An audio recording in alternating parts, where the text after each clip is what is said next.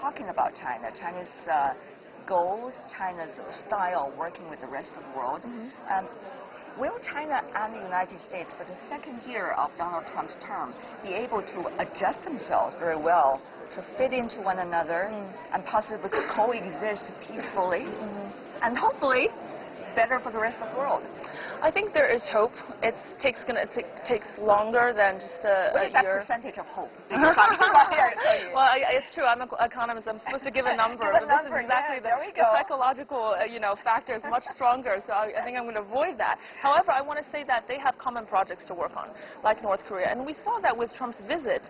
China actually took some steps back in terms of offering, financial services liberalization partially. At least they announced it. Yes. I think that is the first step. And so China understands that with all this benefits that it has accrued because of globalization, it is time to give back. And I think that we'll see that in terms of cooperation with the U.S. and with the rest of the world. Right.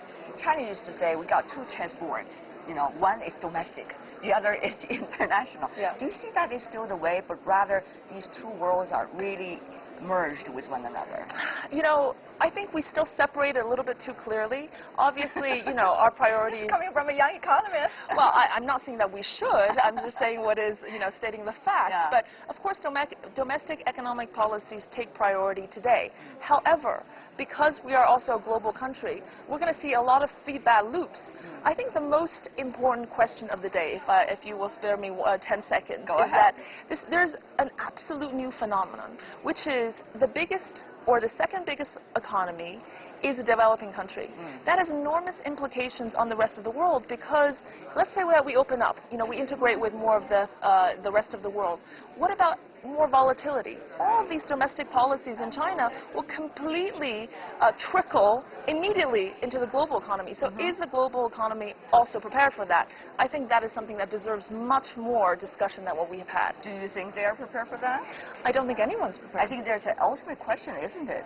Absolutely. Because people talk about opportunity, they don't talk about the actions that they have to take in order to fit into this opportunity. Absolutely, and I think this is an absolute new phenomenon, and we should do more research as economists. We should talk more in terms of policy, but the rest of the world and China have to be prepared that the opening up consequences of China is much more significant than people are expecting. This year, 40th anniversary of China reform opening up, right? Yes, absolutely. For us, people from the 60s, from the 70s and the 80s generation, this is something that has been with us. Right. But the question is, what's the next stage? Right. And probably the most difficult challenges are in the next stage. Are we ready for that? Right. I think it's a great question. It touches upon so many things beyond economics. What I am hopeful for, and I think we're, preparing for, is a world powered by technology. And we've seen a lot more emphasis, both from the real economy, the government side, in supporting this technology-driven digital economy. It's already completely transformed the landscape, the eco-landscape of our economic scenery, where you have services, digital, more integrated. It's feeding back towards. And I think this is fantastic. Different. Yeah, it's a fantastic trend. And you know what? This is the first time in history that a country that is only 25% GDP of the U.S. is spearheading, leading the technological frontier in many aspects. And I don't think the world is prepared for that either. But this is the right kind of growth engine. It's not shadow banking, credit field. This is the growth that we should be seeking. Just a minor question to follow up about that. I see the style you're talking about, your way of thinking and your theories. Yes. I just wonder, what kind of debate is that like back at home with your father, who's also a very well-known economist of China, of course now running the Asia Infrastructure Investment Bank? Well, first of all, our debates are usually about, which author and which historian do we prefer on, post-war Europe. All right. But on economic issues, I come from a research background, so I like numbers, I like substantive things, I like to quantify and make conclusions based on that. Do we see generational differences too?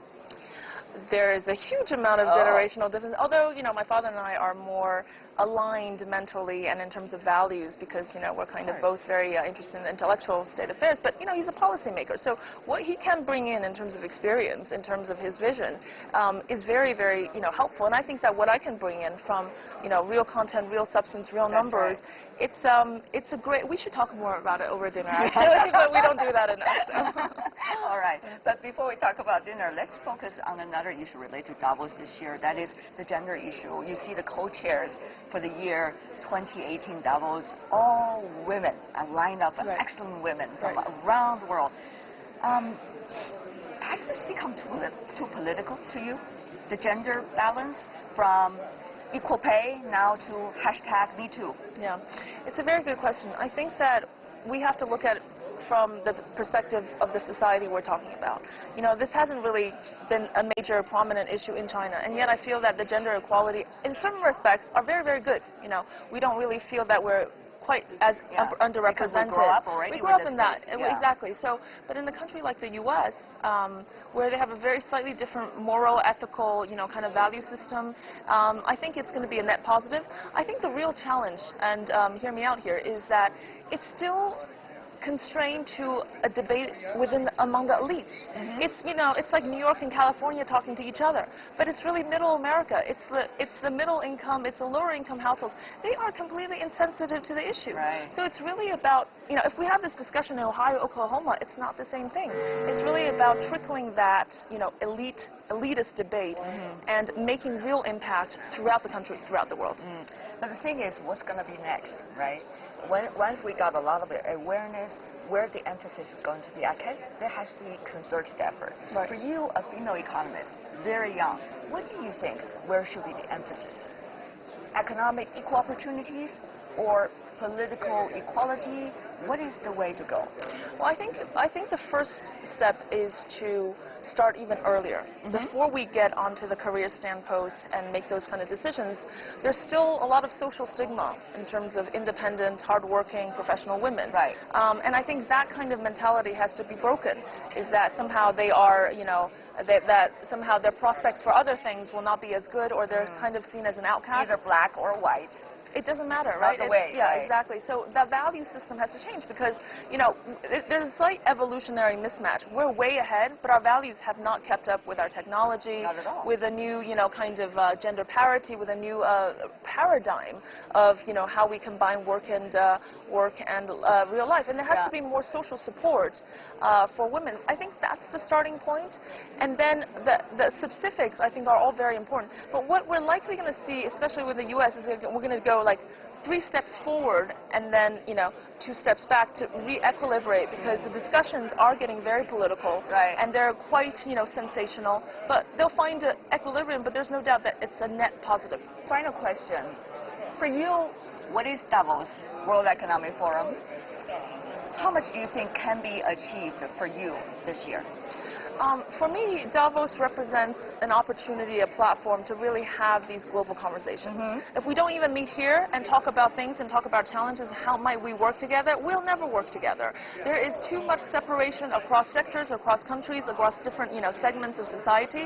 And so for me, it's a place where I would learn more about medical research. Think about how to allocate resources, where the economy is going with respect to other segments of society, and to open up, be more open, and to be, kind of welcoming, new situations. So for me, it's a great opportunity to meet people outside of my own field.